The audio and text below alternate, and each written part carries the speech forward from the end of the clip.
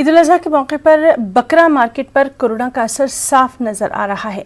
एक जानिब बकरा ताजिरों को अपने माल की मुनासिब कीमत न मिलने की शिकायत हो रही है, वहीं ख़रीदारों को गुज़िश्ता बरस के मुकाबले कीमतें कुछ ज़्यादा ही नज़र आ रही हैं। तो इस बार जो है ना बहुत पब्लिक कम है, पब्लिक के पास पैसा नहीं है, पब्लिक आ रही नहीं है। 15,000 का माल 8,000 में 7,000 रुपये में मांग रहे हैं। बकरे का रेट ये चल रहा है। 25,000 का माल रहा तो जो है ना 15,000 में जो 10,000 में जो ऐसा बोल रहे हैं। इस बार पब्लिक जो है ना, पब्लिक के हाथ में पैसा नहीं है, पब्लिक आ रही नहीं पाया। क्या सिचुएशन क्या है?